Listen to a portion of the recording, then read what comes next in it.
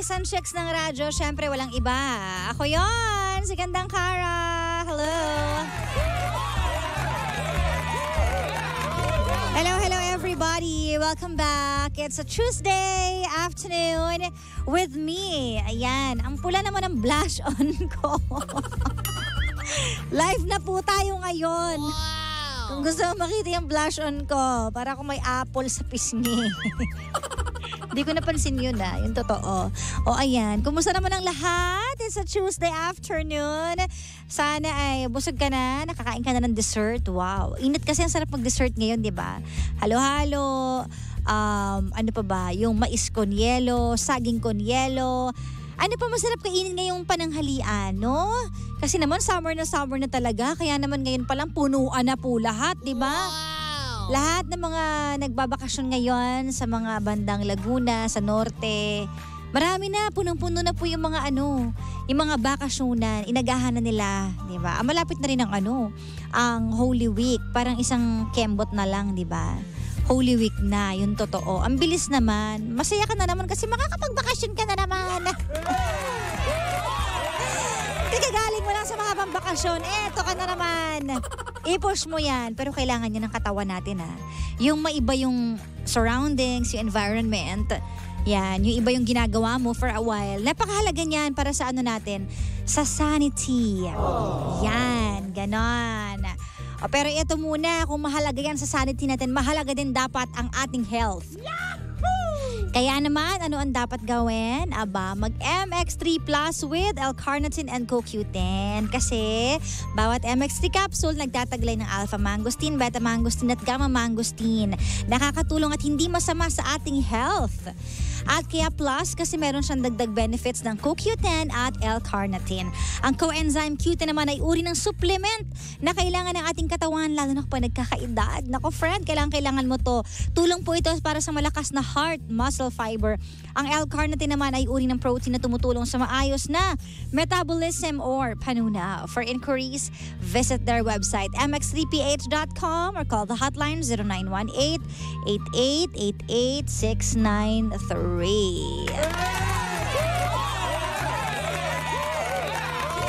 At dahil dyan, hello po sa lahat ng mga live viewers natin. Kumusta po ang lahat? Ayan, hello po sa inyong lahat. Ano ang ginagawa mo sa mga oras na ito? Ikaw ba ay nakangangang natutulog? Hoy, gising na! Wow. Tama na yan!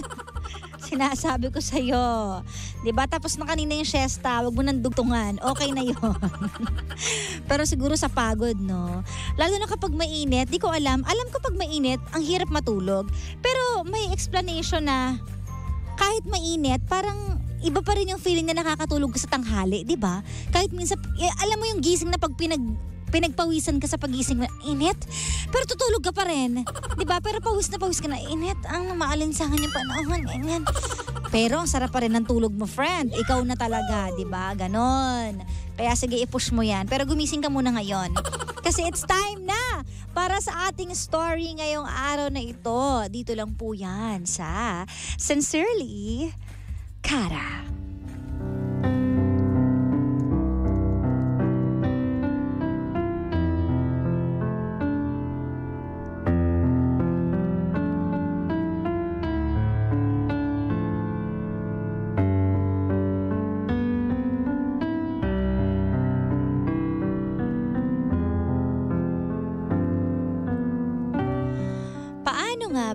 Kung meron kang isang mapait na nakaraan sa buhay na hindi ka makaget over. Yung tipong kahit saan ka tumingin, kahit anong gawin mo, andun pa rin yung pain. Especially when it comes to family, malalim talaga ang sugat. Paano ka nga ba makaka-recover from that pain? Ito ang story ni Leo. Meron siyang kapatid na may dinaramdam na kalungkutan at sobrang kalungkutan. At kadalasan ay walang time sa kanila ang mga magulang nila. Kahit ng graduation hindi nakapunta. Dahil sa sobrang kabisihan. At At yung kapatid ni Leo ay hindi kinaya ang sobrang kalungkutan. Kaya naman, binawi niya ang sarili niyang buhay. At kitang-kita ni Leo ang lahat na nangyari. Magmula nung araw na yon, hindi na siya nakaget over. At galit na siya sa mga magulang niya. Gusto niyang sisihin. Pero gusto rin naman niya na gumaan ang buhay niya, pero hindi niya magawa. Dahil siya ngayon ang nagdadala ng sugat na naiwan. Ano nga bang dapat gawin ni Leo? Let's hear it straight from the heart of our sender for today. Hello po DJ Kara. Ako po si Leo. 26 na taong gulang at nakatira po dito sa Parañaque. Gusto ko pong ibahagi sa inyo ang isang bagay na hindi ko pa rin matanggap. Binabagabag pa rin po ako hanggang ngayon ng isang karanasang hindi ko kailanman makakalimutan. Gustuhin ko mang ibaling ang atensyon ko sa iba, pilit po akong hinahabol ng aking mga alaala. Mahirap mang ikwento sa inyo, pero tatapangan ko. Susubukan kong maging matapang para sa kapatid ko. Parang aso at pusa kung ilarawan po kami ng aking kapatid, DJ Kara. Lagi mang nagbabangayan, sa huli ay nagmamahalan pa rin. Kaya ganito na lang po siguro sa akin kasakit na mawala siya. Umaga po nun, 10:00. Tandang-tanda ko pa kung paano ko inihanda ang aking sorpresa para sa graduation niya. Ngunit sa isang iglap, tinangay ng hangin ng lahat ng gusto ko sana sa kanyang sabihin. Hindi na po siya humihingan ng abutan ko, DJ Kara. May mga marka ng sugat sa katawan niya at naligo po siya sa sarili niyang dugo. Gusto ko mang sumigaw at humagulgol ng mga oras na yon, pero hindi ko po nagawa. Wala ang mga magulang ko nun, DJ Kara. Kahit Sabado at graduation ng kapatid ko, pinili pa rin nilang magtrabaho. Hindi ko alam kung kanino ko hihingi ng tulong nun eh. Kaya galit ang nanaig sa damdamin ko, DJ Kara. Gusto kong sisihin ang mga magulang ko at ang sarili ko, DJ Kara. Wala kaming nagawa para sa kapatid ko. Hindi ko man lang siya nakausap at natulungan sa mga problema niya. Pero lahat naman ang ginagawa namin para sa kanya. Kaya siguro yun nagawa ng kapatid ko. Dahil alam niyang pag ginawa niya yun, makukuha niya yung atensyon namin. Ngayon po gusto kong maging matapang para sa kapatid ko, DJ Kara. And I want to blame myself and my parents for our shortcomings. Masama na ba, DJ Kara, na magalit ako sa mga magulang ko? At nagkulang po ba ako bilang kuya sa kapatid ko?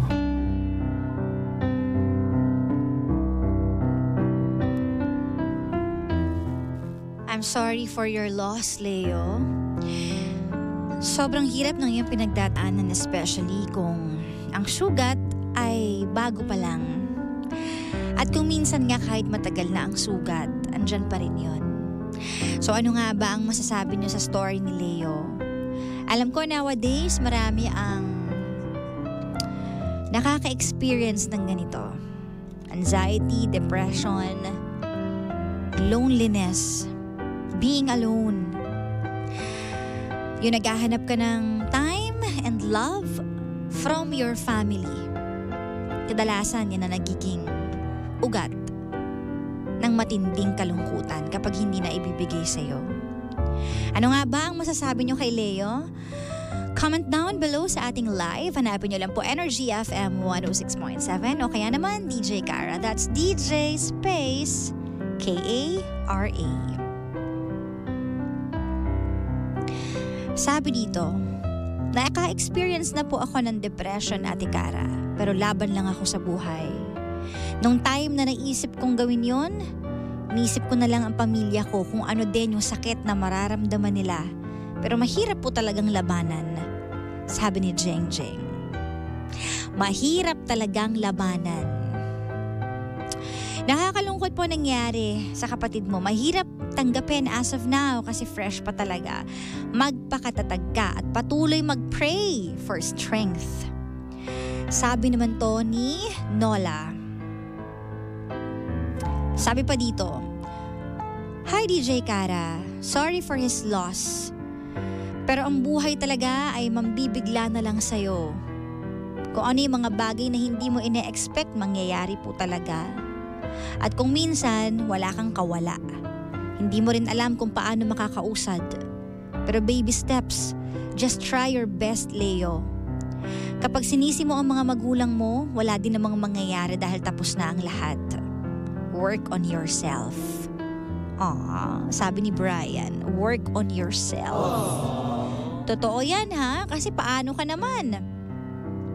Eto pa, sabi dito, "Leo, ipag-pray mo na lang ang kapatid mo at huwag mong sisihin ang sarili mo at lalo ang mga magulang mo. Mahirap talaga pero hanggang ganun na lang ang buhay ng kapatid mo. Mahirap talagang kalaban ang depression. Pray ka lang." Sabi ni Marites, pray ka lang. Napakalakas ng prayers. Let go and let God. You can only do so much. Sabi ni Ate Arlene. Ang hirap nga naman talaga mag-let go sa ganitong pagkakataon. Paano ka nga naman talaga mag-let go, no? I think it's a process. Hindi talaga siya agad-agad makukuha. Sabi pa dito, I had a sister na nag-suicide po, DJ Kara. And it's really hard, lalo na kung wala kang magawa sa sitwasyon tapos wala na siya. Hindi mo alam kung paano ka tatayo ulit nang hindi na siya kasama. Aray, sakit naman nun. Paano ka tatayo ulit nang hindi na siya kasama? Sabi ni Anika. Meron mga parents talaga na gustong ibigay sa mga anak ang best, kaya sila busy sa work. Sana maunawaan nyo rin sila. Ito naman ang point of view ng ilang parents. Sabi to ni Ate Yoli. Napakahirap po kapag walang naibibigay na panahon sa mga anak. Kasi kadalasan, yan naman talaga ang hinahanap ng mga anak more than the money. May pera ka nga, hindi mo naman kasama. Paano na? Aray. Sabi naman to ni Ginger. Saklap nun ah. May pera ka nga, hindi mo naman sila kasama. Diba? But well, Leo, mahirap ang pinagdadaanan mo. Alam mo kung bakit? Kasi ikaw yung naiwan eh. Yung kapatid mo, nagpapahinga na siya. Ikaw na naiwan, at totoo naman yan, lahat ng mga naiiwan, sila yung talagang tumatanggap ng matinding pain. Sila yung umiinda ng lahat. Kaya masakit. Kasi hindi mo rin alam kung saan ka magsa-start. And I'm sorry for this dahil marami talaga nakaka-experience ng ganito. Like what I said, marami sa ngayon, nowadays, especially ng pandemic, nagkaroon ng anxiety, ng depression, and until now, hindi lang natin alam lahat ng mga kwento o kung ano man yung nangyari sa kanila. Para sa akin, people don't die from suicide. They die from sadness.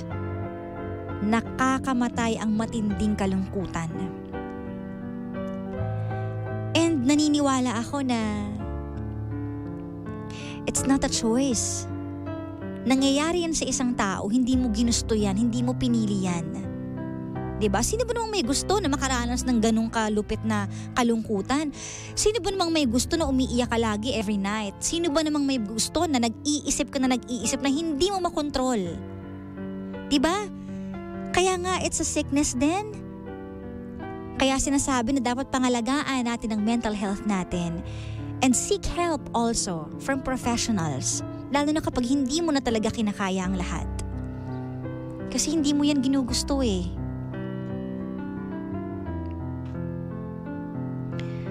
Lahat tayo may mga pinagdadaan ng difficult time. And the best thing we can do is pick each other's up and move on together. Kaso paano pag hindi mo magawa yun? Paano? Kailangan mo ng source of strength. At sino ang source of strength mo kung wala ang family mo sa tabi mo? Yon ang pinakamahirap sa lahat. Wala ang nanay mo, wala ang tatay mo, busy sila. walang mga nakapaligid sa'yo, tas wala ka pang friends, wala ka makwentuhan, diyan nagsisimula yung struggle na paano ko to itatawid. Pero alam mo, the best answer sa mga nakakaranas ng ganito, kung nowhere to go ka, meron pa nasa taas. Yun, automatic yun. Hindi yun tatanggi sa'yo. Magdasal ka. Never-ending prayers. Kasi yun ang magbibigay sa'yo ng lakas ng loob. Yun ang magbibigay sa'yo ng tapang na lumaban sa buhay. Alam nyo, maraming pinanggagalingan yan eh. So sana, alam nyo itong kwento ni Leo, sana magising din yung ibang nakikinig, yung ibang nanonood. Ayaw nating sisihin ng mga magulang kasi ginagawa din naman nila ang best nila para sa mga anak nila. Pero sana magising din yung ibang magulang na hindi lang puro trabaho ang lahat. Kailangan din ng panahon. Kailangan mahati mo ng tama ang mga oras mo. Kasi ang mga bata, kung minsan hindi nila nagsasalita kung anong kailangan nila. Hindi yan magsasabi na, ma, gusto ko ganito, ma, gusto ko ganyan. Paano kung hindi ganun yung relasyon nyo? Ikaw na mismo bilang magulang ang mag-reach out sa mga anak mo. Kahit sabihin nilang wala silang kailangan, gumising ka. Ilabas mo sila. Bigyan mo sila ng time. Bigyan mo sila ng conversation. Kahit 15 minutes lang yan. Umikot kayo sa kanto. Diba kung ano mong ways? Hanapan nyo ng paraan para mabigyan sila ng panahon. At yung panahong sinasabi ko, quality time talaga. Kasi may iba dyan, umuwi naman ako sa bahay, magkasama naman kami ng mga anak ko, doon naman kami nagkikita everyday. Tapos na yon? Do you think that's enough? No. Ang kailangan ng mga bata is a conversation, communication, is understanding. Someone na makikinig sa kanila, kumusta yung araw mo sa school? Kumusta yung mga bago mong friends? Na heartbroken ka ba lately? Ano yung mga bago mong pinagkakaabalahan? May gusto ka bang kainin? May bago ka bang favorite? Yan kung minsan di yan alam ng mga magulang na nagbabago kasi change is constant, diba? Hindi ka na pala kumakain ng ganyang karne, iba na pala. Ito na pala yung paborito mong dessert. Ang dami nating minsan hindi nalalaman. So, wake up call din to na from time to time, check your kids. Diba? Alam ko, pagod na pagod kayo from work and other stuff, so stress. Pero isingit nyo yun. Kung kaya nyong maisingit, sorry kung kaya nyong maisingit yung pagligo ng 1 hour sa CR. Ibig sabihin, dapat kaya nyong isingit yung pagtatanong sa mga anak ninyo kung napapaano na ba sila. Kahit mag-start sa simple conversation, lalaki at lalaki yan. Diba? Kapag priority mo ang mga anak mo, magagawa mo ang lahat. Maisisingit mo ang lahat kahit gaano ka ka-busy. Ito lang ay suggestion lang para sa ating mga magulang. Hindi natin pwedeng i-blame din kasi sa lahat sa magulang. Kasi kagaya nito, yung sitwasyon ni Leo, hindi rin natin alam ang buong kwento kung paano na-depress ng husto yung kapatid niya. Pero ito ay guidelines lang or kung ano yung pwedeng magawa ng mga magulang para maiwasan lang yung mga ganitong pangyayari. Kasi sometimes hindi mo alam, ay may depression na palang anak ko. I'm the last to know. At sa mga kabataan naman na nagsa-struggle, mag-reach out din kayo sa mga magulang nyo. Kasi baka mamaya, sa sobrang busy nila at sa sobrang punong-puno ng utak nila at daming problema, gustuhin man nila kayong lapitan. Baka minsan nakakalimutan din. 'Di ba? So mag-reach out din tayo.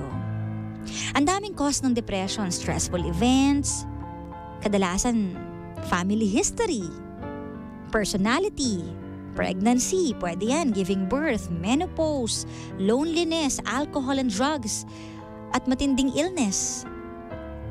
Marami yan pinanggagalingan.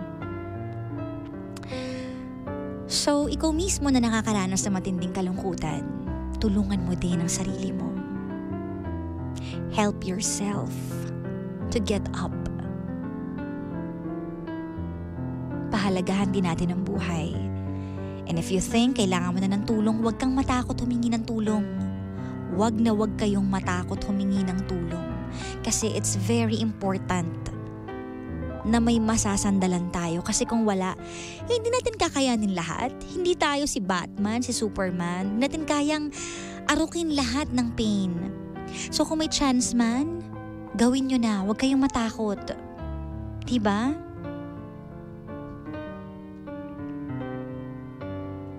Sana, Leo, itong nangyari na ito ay magsilbing lesson din sa lahat. Sa mga magulang mo, sa'yo din. Alam nyo, sa isang pamilya, kapag napapansin nyo na merong isang part ng family na hindi nagsasalita or may isang parte ng pamilya nyo na kakaibang kinikilos, hindi masyadong nakikimingle or ganun, that's the start. Ibig sabihin yan, simulan nyo na mag-reach out, simulan nyo ng tumulong. Kasi baka hindi rin na lalakayang kontrolin kung paano sila gagalaw. So pag may napansin kayo, it's a warning sign. Leo, I hope balang araw, yung sugat na ito ay hindi ko masasabi kung sana mawala kasi andyan pa rin yan eh. Ay sana makayanan mo na lang. Makayanan mong itawid. And huwag ka na magtanim ng galit sa mga magulang mo din kasi once na magtanim ka ng galit, wala din namang pupuntahan yung galit mo eh kasi tapos na yung lahat eh. Instead, paigtingin mo ang relationship mo with your parents. Kasi baka deep inside may nararamdaman din silang pagsisisi na hindi lang nila masabi or hindi naman natin pwedeng i-blame lahat sa kanila. Nawala mo ng kapatid mo, andyan pa rin ang mga magulang mo. May pamilya ka pa rin na matatawag. And always pray for your brother. Always pray for yourself na sana makayanan mo ang lahat kasi hindi ito biro. Itong pain na to ay talagang forever na. It will last a lifetime. And sometimes masasanay ka na lang sa pain na yon. Dahil nandun na siya, nakaukit na siya. Pero sana ang bawat araw, bawat oras ay maitawid mo at magpakatatag ka. Every life has a measure of sorrow and sometimes this is what awakens us. Every emotion has a story to tell. Sincerely,